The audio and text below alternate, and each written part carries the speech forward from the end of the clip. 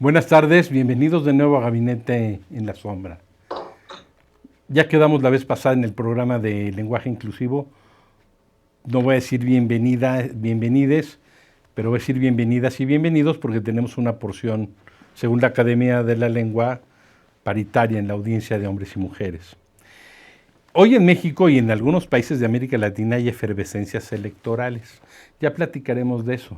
Pero en medio de estas efervescencias electorales hay unos temas torales y básicos que tienen que ver con la aldea global, que tienen que ver con los bloques económicos comerciales, que tienen que ver con las guerras comerciales que se han agudizado después del COVID precisamente, y que tienen que ver con los nuevos liderazgos regionales que han surgido en el mundo, entre ellos América Latina. Hoy vamos a hablar de los BRICS. Como ustedes saben, los BRICS son ese grupo, ese bloque económico integrado por Brasil, Rusia, Inglaterra y China, a los cuales se están sumando otros países como Irán, Argentina. El presidente Fernández ha dicho que quiere que Argentina forme parte de los BRICS. No sé si es una decisión tomada o tiene que pasar por el Congreso, pero para ello hoy vamos a platicar con dos expertos internacionalistas y además expertos en los bloques económicos que tienen que ver con estos temas del BRICS y con los nuevos miembros que se están adhiriendo. Se encuentra conmigo en el estudio el doctor Edgar Jiménez Cabrera, que ustedes saben es investigador, es académico, ha sido director de muchas facultades en la Ciudad de México, en el país, que tienen que ver con la ciencia política, como en la Universidad Iberoamericana y el TEC de Monterrey, y coautor de varios libros, entre otros. Y desde Buenos Aires, Argentina, se encuentra con nosotros Juan Carlos Juárez. En el caso de México con los BRICS, por supuesto que nosotros, nuestro principal bloque aliado, pues es el TEMEC, conformado por Canadá y los Estados Unidos, con el cual tenemos una amplia y muy profunda relación comercial. México es, entre otras cosas, el principal exportador de automóviles del mundo. Y además tenemos que tomar en cuenta que México con respecto a los BRICS tiene también una relación deficitaria en la balanza comercial, pero la tiene. Es decir, nosotros exportamos, México exporta casi 9,000 millones de dólares, cantidad nada desdeñable, hacia los BRICS, distintos países, pero importamos casi 67,000 millones de dólares, entre granos, hardware desde la India, medicamentos, muchas cosas desde China, y además en la relocalización de las cadenas de suministro es precisamente China la que más invierte en México, en la paradoja de que es la principal competencia con Estados Unidos, pero también tiene una relación intensa comercial con Estados Unidos. Entonces le voy a pedir a Juan Carlos Juárez que nos haga favor de abrir este tema desde los BRICS con amor. Bienvenido, Juan Carlos, y adelante. Dinos qué pasó en Argentina y los BRICS. Buenas tardes, Edgar. Un gusto compartir con ustedes. La verdad que estamos ante un tema que en otros tiempos hubiese merecido otra discusión. Yo creo que desde la caída del muro de Berlín y de la unipolaridad del mundo, es como que el tema de los BRICS para algunos lo presentan como quieren presentarlo como anterior a lo viejo. Es decir, parecería ser que estamos en una etapa de guerra fría, ¿no? Una guerra fría comercial. ¿Por qué? Bueno, porque parece ser que en este mundo unipolar hay quienes quieren exacerbar el occidentalismo. Y entonces, bueno, a partir de la famosa ruta de la seda, aparece ahí China como un expositor agresivo comercialmente que pretende avanzar en distintas direcciones. Me parece que ahí lo que surge nítidamente es la gran disputa por el comercio mundial entre Estados Unidos y China. Si uno observa el conjunto de países que integran este bloque, representan el 42% del PBI mundial, ¿no? Me parece que es un dato a tener en cuenta. Y, el 42% de la población mundial y el 30% del PIB. Producen un tercio de la producción global de cereales, ¿no? La importancia, acá aparece indirectamente la importancia que tiene la invasión a Ucrania por parte de Rusia, ¿no? Lo que significa para Europa y el resto del mundo. También representan el 30% del territorio mundial, ¿no? Es una ocupación importante. Y el 18% del comercio internacional. En el caso de Argentina, ahí hay un socio ya ubicado, un socio muy importante del Mercosur y de la región, como es Brasil. Tiene importancia? Tiene importancia para Argentina los BRICS y fundamentalmente China, sí, porque es hoy uno de los grandes consumidores de la importación argentina y también penetran con productos en Argentina y en el resto de Latinoamérica. Ahora, ¿cómo debe acceder Argentina a ese marco? ¿Lo debe hacer unilateralmente un gobierno? No, a mí me parece que tiene que ser una decisión de Estado, tiene que ser una decisión consensuada con los distintos actores políticos, sociales y económicos. Bueno, Milei ya dijo que no, Juan Carlos. Si no aparece... Milei ya dijo que no quiere. Mario, Milei ya dijo que no quiere. No sé si me escuchaste bueno, por ahí. A ver, inclusive lo plantea como si él va a prohibir que una empresa argentina pueda comerciar o no con Chile, con Brasil o con China. Me parece que no están dadas esas condiciones.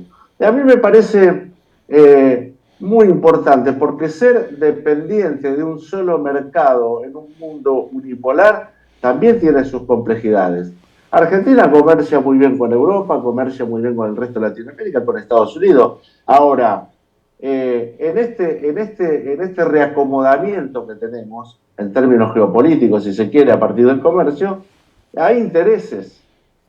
La verdad que a China, si le pagan con corona danesa, con euros, le pagan con libras esterlinas, le pagan con dólares, o le pagan con moneda de cualquier país de Latinoamérica, no le interesa. ¿Le interesa comerciar con Argentina? Sí. ¿Le interesa comerciar con Chile? También, porque le interesa el cobre. ¿Le interesa introducir y avanzar con sus productos? También. Entonces, es una cuestión de interés. Llevarlo me parece que a un plano ideológico, como pretenden algunos, me parece que es una especie de pantalla para justificar sus intereses económicos, ¿no? El cuco. Digo, si tanta preocupación tienen, por ejemplo, por Rusia, bueno, el G7 viene haciendo esfuerzos importantes, por ejemplo, para que Rusia lo integre. O en el G20, ¿quiénes están dentro del G20?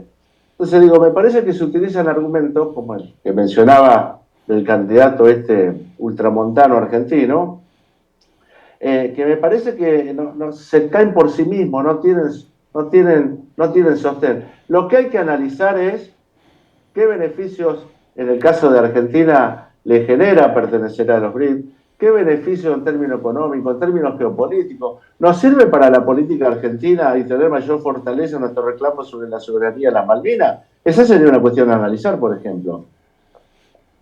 ¿Nos sirve para el intercambio comercial? Quiero señalar algo.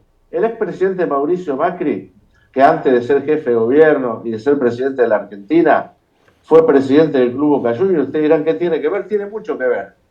Porque fue el que llevó al primer equipo argentino a instalarlo comercialmente con el merchandising a China. Como consecuencia de eso, su padre,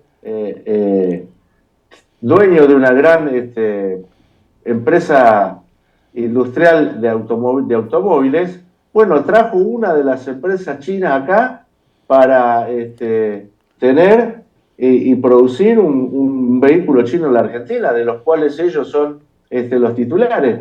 Entonces quiero decir, hay un interés con China desde hace bastante tiempo y desde distintos puntos de vista en materia económica y geopolítica.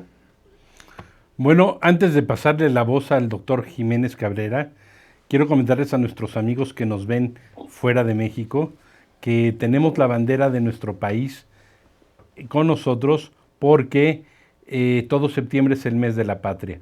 El 13 de septiembre es la conmemoración de la batalla de los Niños Héroes, unos cadetes que se enfrentaron al ejército estadounidense en la última batalla que hubo contra ellos en el Castillo de Chapultepec, y es también el 15 de septiembre la conmemoración del inicio de nuestra independencia.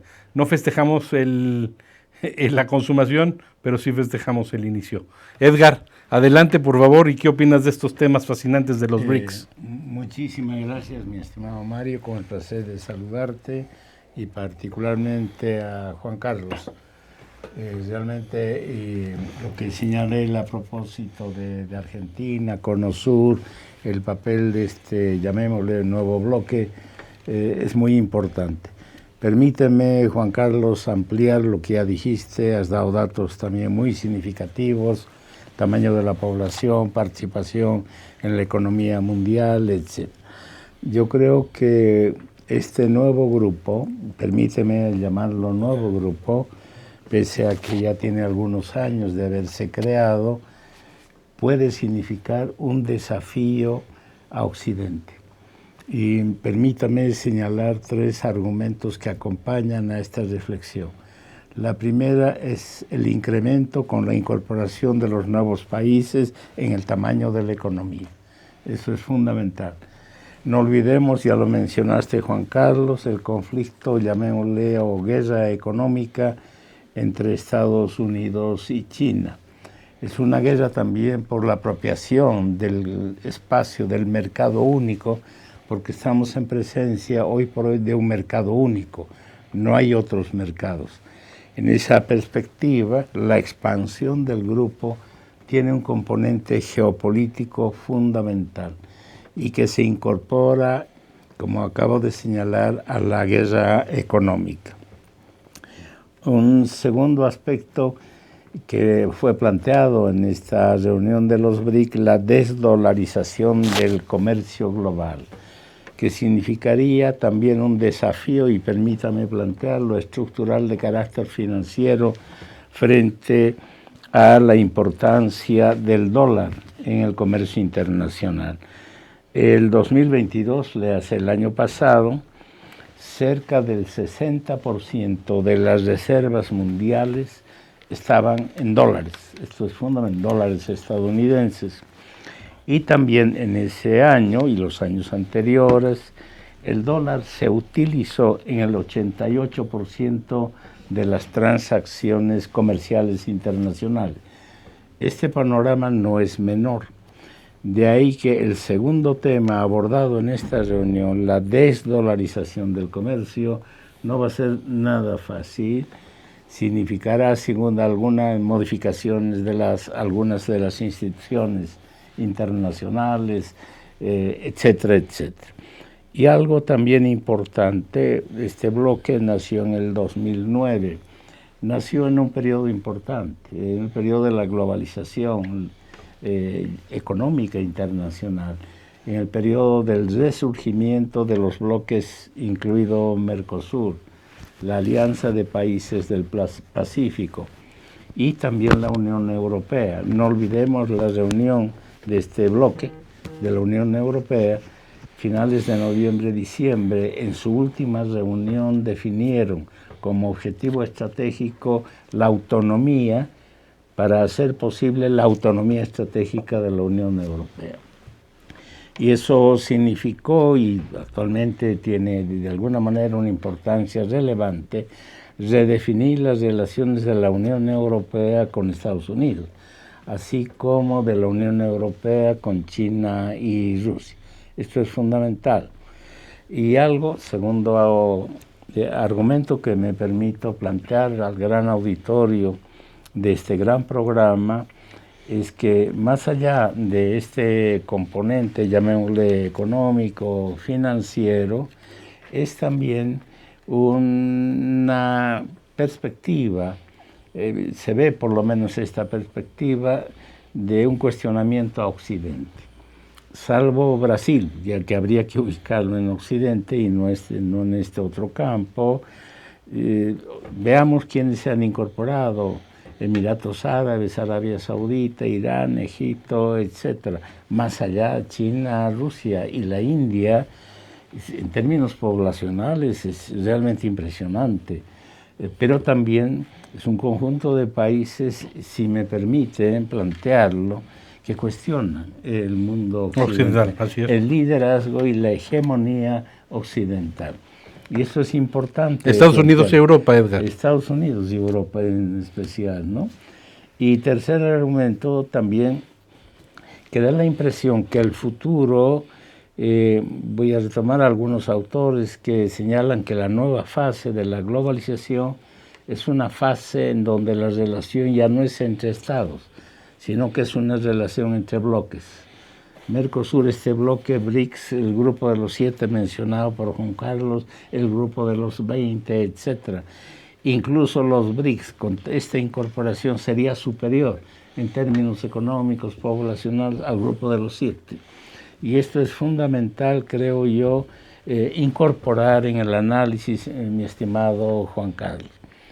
Por último, para esta primera parte de la exposición, además de este componente, llamémosle occidental, también está la importancia de África. África del Sur es parte de aquello. Entonces sería el resurgimiento o el surgimiento de un bloque del sur, es decir, más que del norte. De manera que el futuro de la globalización estaría desenvolviéndose en el sur mundial geográficamente hablando. Y llama la atención que después de la reunión de los BRICS, el mandatario chino, Xi Jinping, hizo una gira por África. Y no es cualquier gira, no es de buena voluntad, además, sin duda alguna lo es, pero con objetivos estratégicos muy claros. Es tener una relación comercial que ya la tiene, pero también pensando en el petróleo y en gas, pensando en el litio, en el cobre, que África es muy importante en este campo. Igual India. India también tiene inversiones en África. Y de América Latina, el único país que está presente con objetivos estratégicos es Brasil.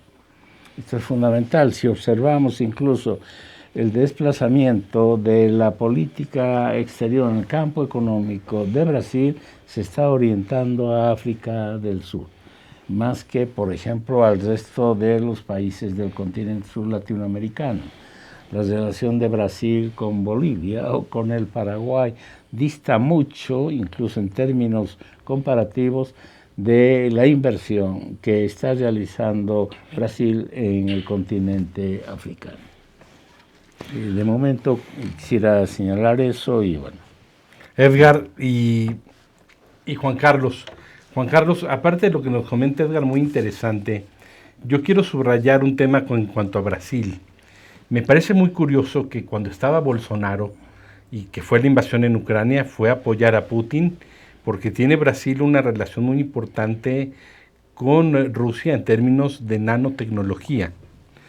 Y pese a la fuerte discrepancia que hubieron entre él y Lula inmediatamente toma posesión y se suma a los BRICS. Es decir, como que en el tenor de lo que dice Edgar Jiménez, parece ser que hay una sintonía del interés nacional brasileño con Rusia y con los BRICS, más allá de quién esté gobernando. Ese es un primer punto que me parece muy atendible.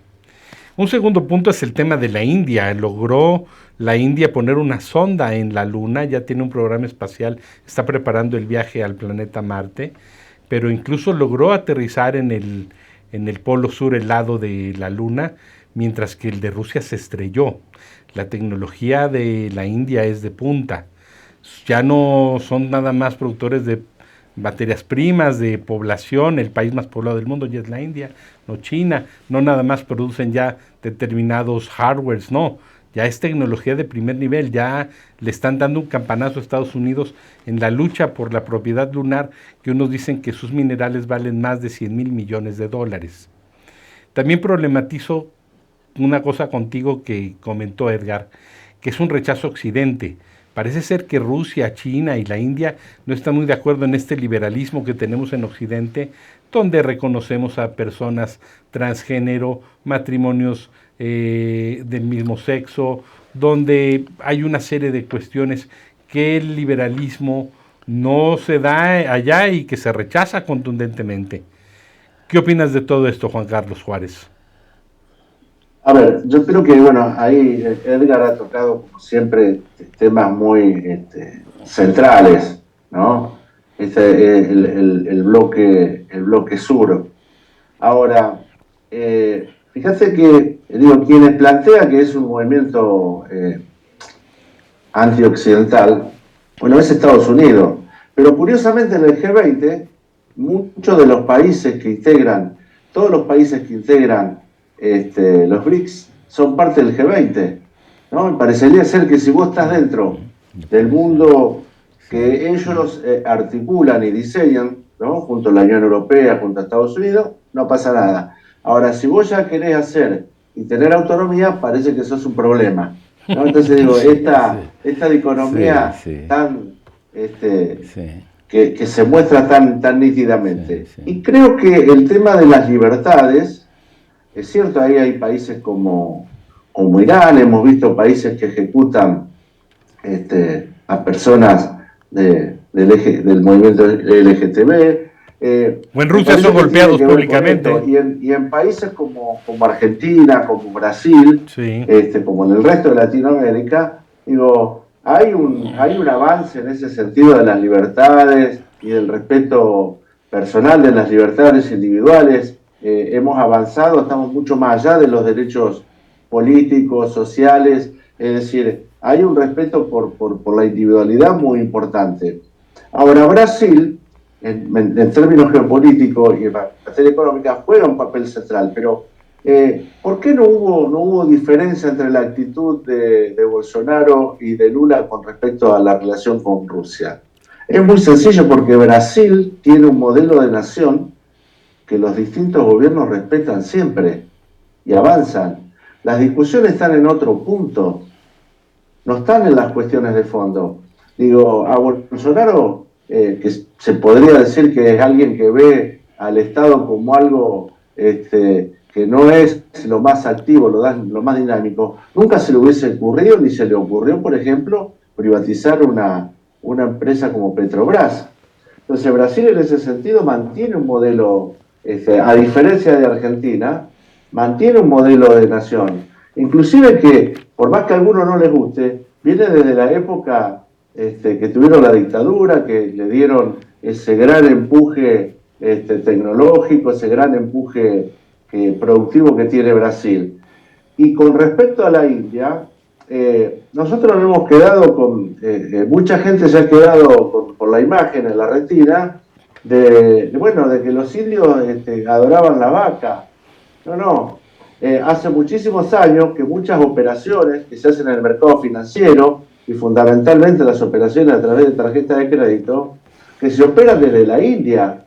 Y hay muchas empresas automotrices, subsidiarias internacionales, que están instaladas en la India con segundas marcas desde hace muchísimo tiempo. Y en materia tecnológica también, como vos señalabas, en materia aeroespacial ahora. Entonces, quiero decir, la India no es solo el país que tiene millones de habitantes y que tiene una adoración politeísta en materia de creencia religiosa.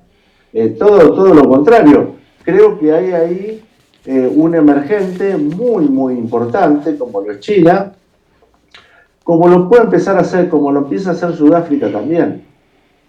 Que Sudáfrica es el otro vez que no mencionamos de los BRICS.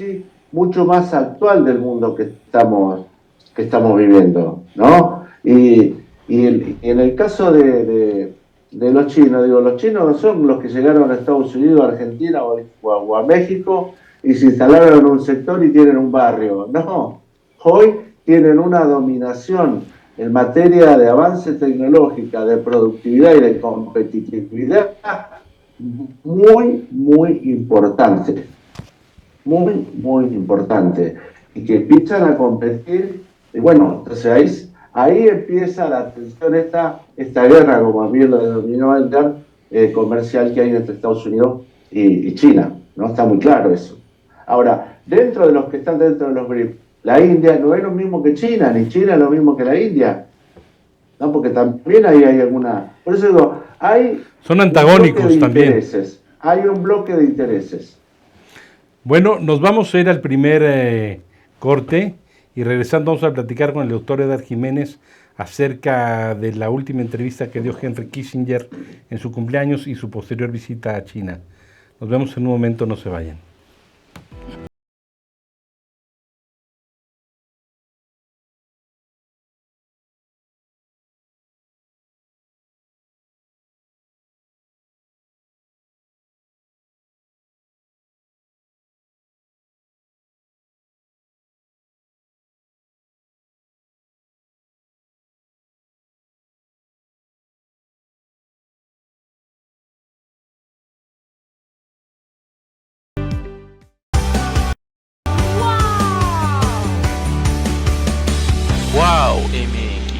mx.tv.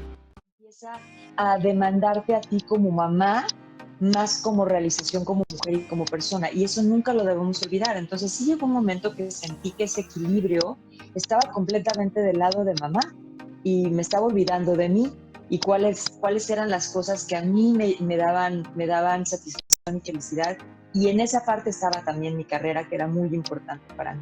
También Entonces, tú, entre la lástima y a lo mejor gente ruda que tenías en tu familia y la situación personal, ¿no? Yo te preguntaba, si bien ya estamos en un siglo en donde pues el divorcio es algo muy común, todavía en muchas familias y en muchas, digamos que círculos familiares, existe el tema de, ya la dejó el marido, ya es una quedada, vale menos. Entonces, en tu caso, ¿cómo lo viviste ahora?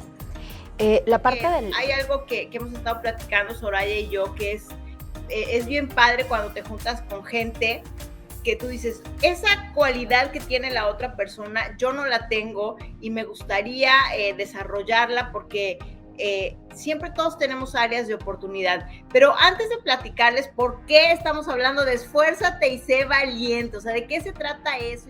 Habilidosos como Maradona, como el propio Ronaldo Nazario, el Ronaldinho, me parece que el legado que deja Lionel Messi nunca va a ser repetido y nunca pudo ser igualado por Ronaldinho salió porque era fiestero y les dio pánico al presidente que contagiara a Lionel Messi. Sacaron también a Zlatan Ibrahimovic, sacaron a Titien.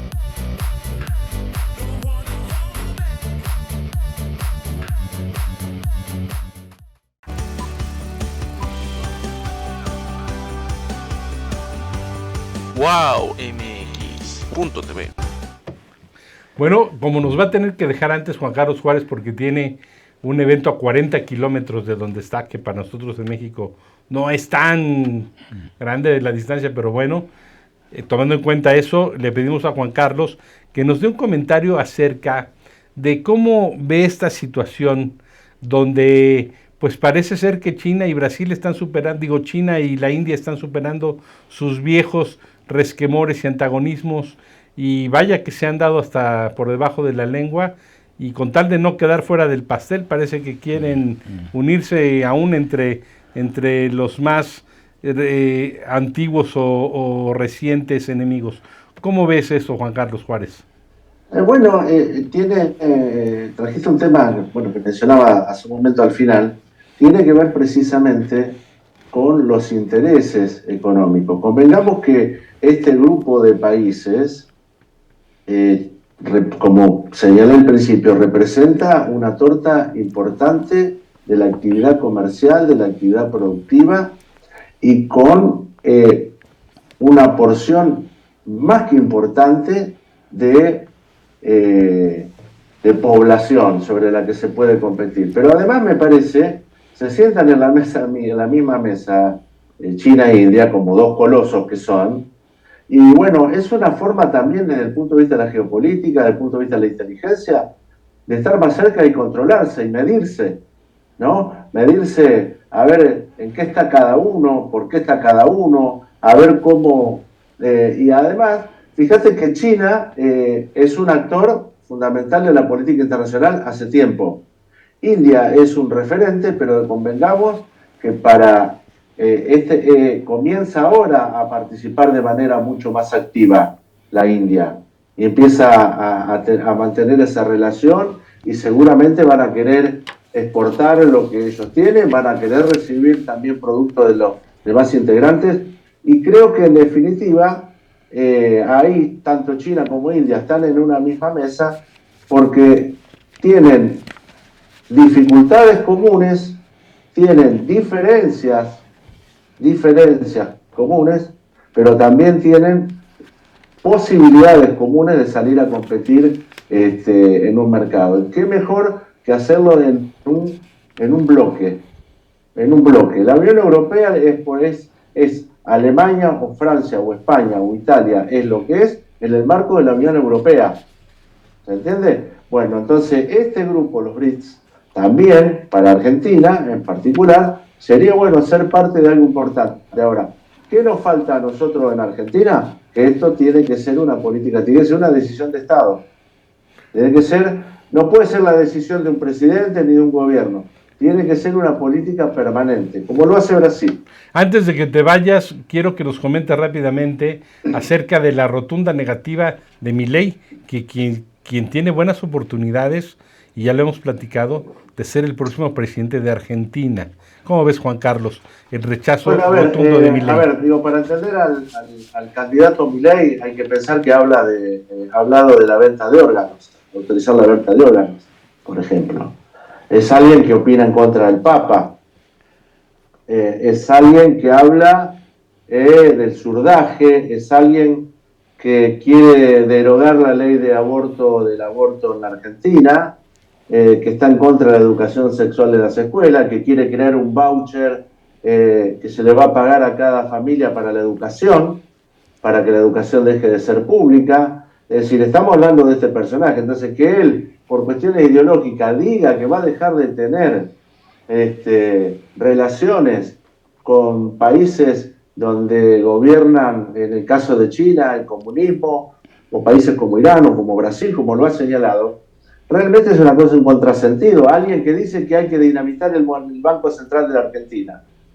Digo, si hay una característica aquí que muestra la independencia de un país, de su economía y de su moneda, es precisamente tener un banco central, que además habla de querer dolarizar la economía argentina. Bueno, con esto doy el contexto del personaje también, ¿no? No es una cosa aislada, está dentro de un esquema, está dentro del esquema de esos grupos libertarios nacidos en Austria, o lo que ha sido Trump, o lo que pueden ser algunos otros personajes que andan dando vueltas por el mundo. Es eso lo que se referencia. Digamos, entonces, no suena extraño que diga eso. Y seguramente no va a querer tener relaciones con México, por lo que puede pensar él del presidente Andrés Manuel López Obrador. Está en ese contexto. Oye, Juan Carlos, te agradecemos mucho, Edgar y yo, que nos hayas acompañado hoy, y te deseamos la mayor de las suertes en tu reunión. No, Edgar. Juan Carlos, Mario, un gran abrazo, todo lo mejor. También. Nos vemos la próxima. Nos vemos. Un placer, hermano. Edgar, pues te comentamos hace rato que en el marco de su cumpleaños número 100, Henry Kissinger, quien acudió con Nixon a abrir las puertas de China en los 70s, comentó que si se calentaba la guerra comercial con China, podíamos llegar a la Tercera Guerra Mundial. Curiosamente, unos días después, acudió a China a ver a Xi Jinping y yo creo que tuve una reunión muy interesante. ¿Qué opinas tú de esto como piedra de toque de China y Estados Unidos? Mira, yo creo que debiéramos hacer un análisis un poco más amplio de lo que plantea Kissinger, y además él es de alguna manera el estratega más importante del gobierno norteamericano, no solo demócrata, sino también en la versión republicana. ¿Qué quiero decir con esto? La opinión de Kissinger no es reciente, porque él mismo señaló hace 2 años, que el mayor adversario, por no decir enemigo geopolítico de Estados Unidos, es China. Y esto significó, en su lenguaje, señalar que el mayor desafío estructural para la economía y el liderazgo norteamericano venía de los objetivos estratégicos de China. Esto me parece importantísimo replantear. Bien señalaste el periodo de Nixon, sí, China se incorpora a la Organización Mundial del Comercio en 71, y de ahí en adelante surge este gran desafío para China, la modernización de la economía. Y no olvidemos, China tiene un modelo socialista de mercado, y lo plantea Xi Jinping. Plantea también que China es abanderado de la globalización y del multilateralismo. Y en esta perspectiva es un modelo sui generis, que está vigente, está presente, y ellos reconocen no solo la globalización, reconocen la vigencia de un mercado único, y ellos buscan ser abanderados en este mercado único. Y algo también importante, la 14ª reunión anual del grupo llamémosle el Foro de Davos, ¿sí?, se realizó en China el 27 de junio de este año. ¿Y cuál fue el tema principal de debate en esta reunión fue la defensa del sector empresarial, la vinculación del sector, estamos hablando de gran sector empresarial, no la micro, la pequeña ni la mediana empresa, con el desarrollo mundial. Es fundamental, pero al mismo tiempo defender la economía de mercado vinculado al sector empresarial. Y ese fue uno de los temas abordados. No olvidemos decir también que así como hay en Estados Unidos 1000 grandes empresas, millonarios, hay un solo país que equipara esa cantidad que es China. China también tiene 1000 millonarios. Por lo tanto, digamos, es una competencia que se está dando tanto en el marco de la inversión como también en el marco de la infraestructura latinoamericana. En esta perspectiva, debemos también incorporar en este análisis, China no solo está presente en el comercio de importación y exportación, tiene una visión de largo plazo. Está invirtiendo en la construcción de un nuevo canal de Panamá porque el antiguo tradicional se le está terminando el agua. Digo, permítame plantearlo de esta manera. China acaba de obtener la concesión de los 2 puertos principales del canal de Panamá, Puerto Colón y Puerto Balboa. Entonces, China en esta concesión tiene, creo yo, una visión no de corto plazo, sino de largo plazo. Obtuvo también la concesión de los puertos más importantes de Centroamérica y una de ellas es fundamental, en San Salvador, El Salvador. Acaba de comprar la deuda externa de El Salvador. Entonces su visión es diferente. La construcción del ferrocarril Brasil-Perú en América Latina abre las puertas de la probabilidad de una nueva presencia en el campo de la infraestructura.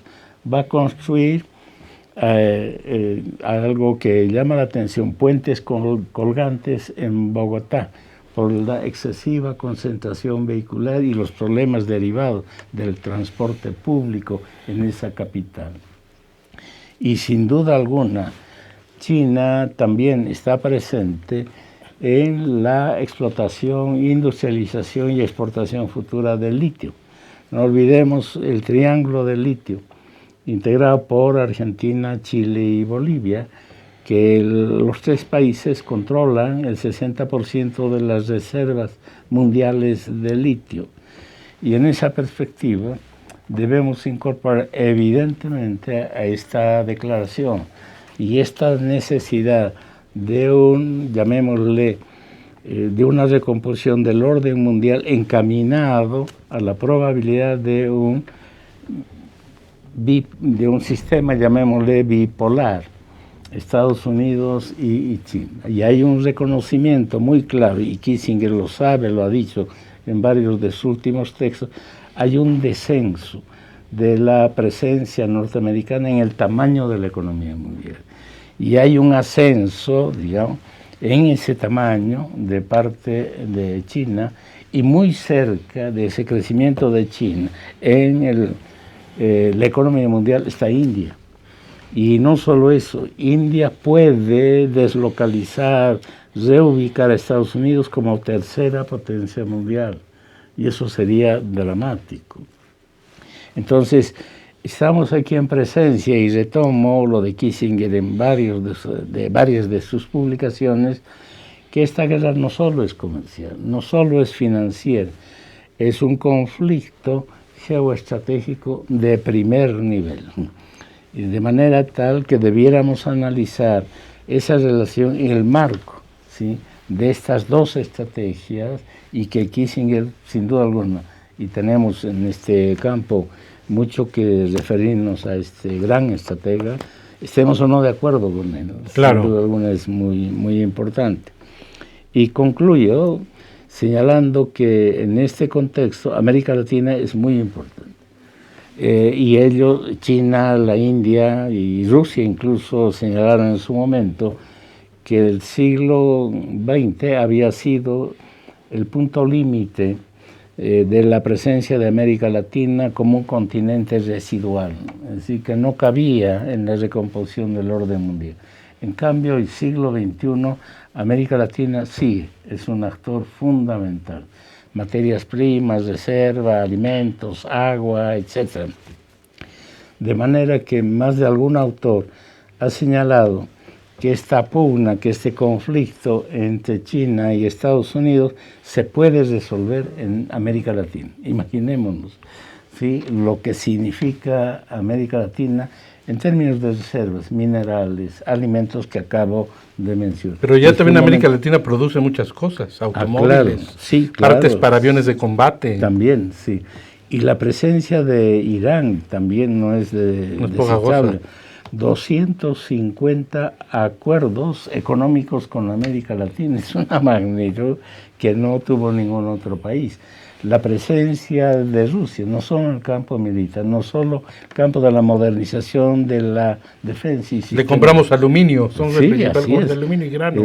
Rusia también reconoce. Así es. Y si me permites concluir con algo importante, China y Rusia, sabedores de esta situación, así como Alemania, digamos, instaló en su momento la Fundación Konrad Adenauer, Friedrich Ebert y otras fundaciones, Naumann, etcétera.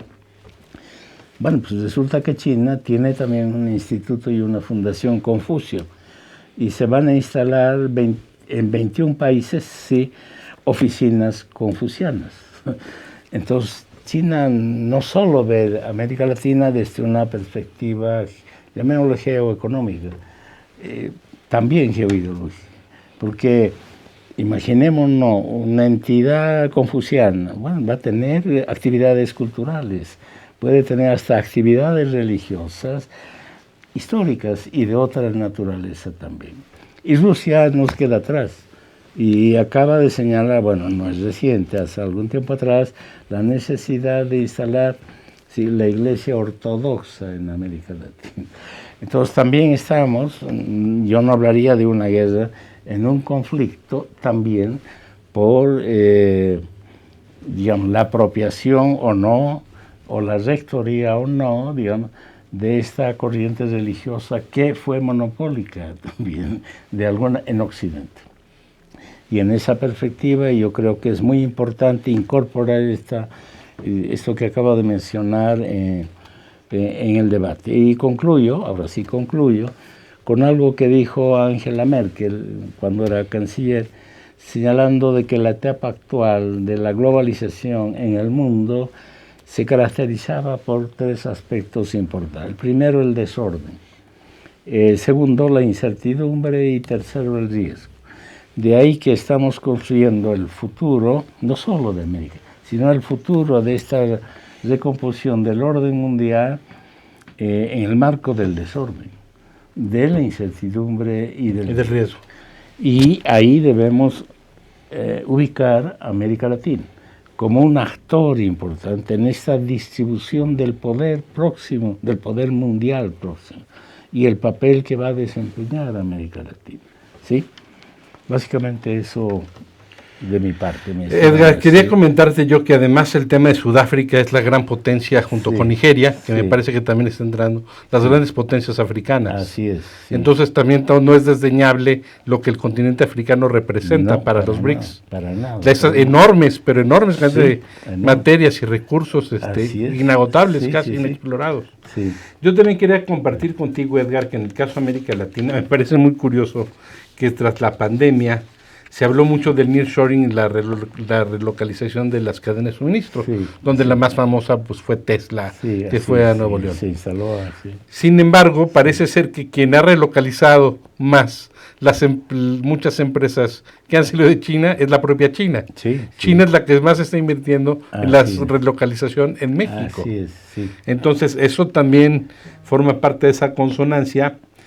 Pero yo también quería comentarte, Edgar, que parece ser que Alemania no se está queriendo quedar atrás. Olaf Scholz, el canciller alemán, precisamente en Davos, dijo que va a invertir 100.000 millones de euros en reconstruir el ejército alemán.